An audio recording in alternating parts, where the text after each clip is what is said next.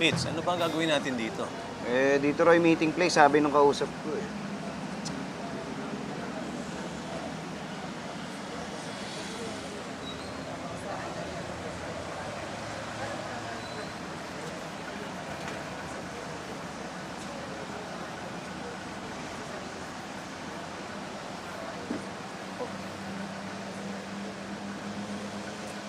Hoy, gusto kayo? Ay, Sir Pepito Manaloto, I'm Vincent. Ay, Vincent, si Patrick, kaibigan ko. Patrick. Hoy, okay lang kayo dyan? Mr. Pepito, may recruit ka na agad, ha? Good job. Ay, ganun ba? Ano nga, ba't dito tayo nag-meet? Wala ba kayong opisina? Actually, meron eh. Pero dito ko na minimit yung mga partners ko para, alam mo, medyo relax. Kasi, alam mo, kapag sa opisina, parang na-intimidate yung mga partners ko. Kasi hindi naman lahat ng business pare-parehas. Mas madalas tayo sa labas para mas accessible tayo sa mga partners natin.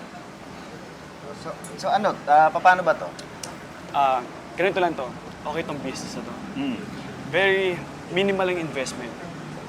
And I think your skill set will allow you to prosper here. Okay. Yung sinasabi mo kanina, minimal na investment. Magkano naman yung minimal na yan? Nako, alam mo, kayang-kaya mo to. All you have to do, shell out a mere 20,000 pesos. Andit lang, di ba? Sa mga may kaya siguro. Pero sa iba, malaki ang 20,000. Tsaka pera pa rin yun eh, di ba? Ako, maingat ako sa mga ganyang investment kahit gaano kaliit. Okay, I understand you.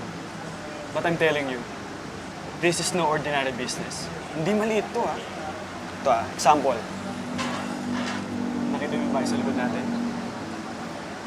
Yan, si Letty yan. Ordinaryong teacher lang dati yan. Oh. Pero ngayon, kumikita ng 50,000 a day. 50,000 a day, biruin mo yun. Nakita mo yung SUV na yun? Ayun, great. Sa kanya yun. Kanya raw, SUV. Ha? Ang gandang kotse na. Ito pa. Sa kanan mo. Nakita mo yan, yung kulot na yan. Oh. Kulot na long hair na yan. Ha? Kumikita yan, 50,000 a day. Doing nothing. Walang ginagawa? Wala. Ba't walang ginagawa yan? Anong ginagawa niya dito? Ba't di na lang mamasyal, alam mo yun, Alam mo, ate, ganito yan, ano? Ginagawa niya yun eh. Pero gusto niya, syempre, i-share yung experience niya para sa mga newcomers. Diba? Ito pa, may bago kami dito. Si Jomar. Ayan. Jomar! Jomar! Ayan. Bago lang yan. 25,000 a day. Doing nothing din. Doing nothing. Galing mo talaga. Mukhang yayaman kami dito, ah. Nako, ikaw yayaman. Pero si Pipito, mas yayaman. At mangyayari lang yun kapag may tatlo kayong K. KKK? K. Kaibigan, kamag-anak, kapitbahay. Yung tatlong K na yun, ang mga possible recruit. Yun ang downline. Natutulong sa inyo at magbibenta. At doon tayo kikita. Parang tayo, halimbawa, pag nag-invest ako, pagkakakitaan mo ko, tama? Tama! I mean, in a way, yes. At saka yung mga downline na yan, kahit di na sila makabenta, at nakakolekta na tayo ng 20,000, kumita na tayo, tama? In a way, yes. O di naluloko tayo ng kapwa, tama? In a way. No. Hindi ka itong business na to. Legit naman itong business na to eh.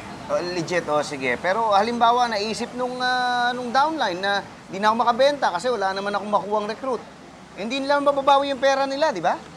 Oo, hindi talaga nilang mababawi yung pera nila. Kaya kailangan nilang mag-recruit na mag-recruit. Kung mag-recruit, ang dami palang ginagawa dyan. Sabi mo kanina, kikita ka nang wala kang ginagawa, di ba? In a way, no. Hindi. Halina mo yung sinasabi. Si Mimi, at saka si Didi, oh. Sila yung mga new recruit namin. Sandali lang. Uy, anong ginagawa niyo? Sinong nag-recruit sa inyo? Yung apply namin, si Tony. Naku, sinasabi ko na nga ba, pagka may mga ganyan, sangkot yung pangalan ni Tommy palagi dyan eh. Nako, Pits, maliwanag na scam to. Pairamin mo akong 20,000. Ano yung 20,000? Mag-i-invest ako kay Vincent para yumaman ako. Scam nga eh. Kasi naman ako ma-scam. Ano ba yung fast track? Yun yung way para mas malaki kikitaan nyo. Pero, Mang Ruping, kailangan mas malaking investment mo sa business. Magkano? 100,000? 100,000? Yes, but think about this. Think about this. Kung yung 20,000 mo, kumita ng hundreds of thousands, of course, depende kung gaano ka sipag kayo. Isipin nyo, kung talagang masipag kayo at 100,000 ang i-invest ninyo, ang laki ng kikitain ninyo. Mukhang okay nga yun, ha? Oo naman. Oo naman. Ito, tandaan mo, ha?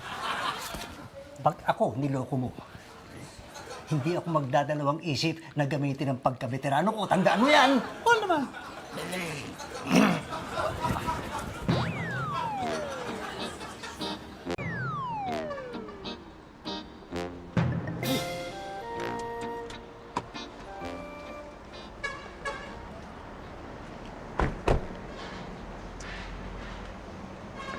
Pepito, my friend!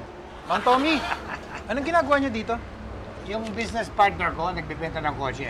And guess kung sino ang bibili. Tommy, isoli mo yung pera ni Mang Ruping. What?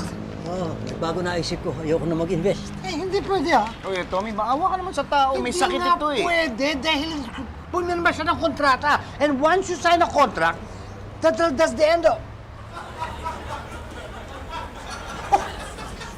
Guess what? Nandito pala siya. Buti na dala ko. Buti na. Ito po. Tingin na lang.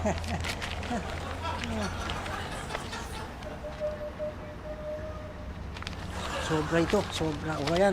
Teka, sandali. Para sa sekretarya ko. Para po sa akin. Uy, huwag kang umano. Hindi ka kasali dito. Baby, tignan mo, oh.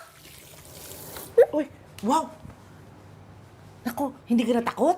Oh, friends na kami. Ay, ang galing mo talaga! Sabi ko sa'yo eh. Ay, naku, paano patulong?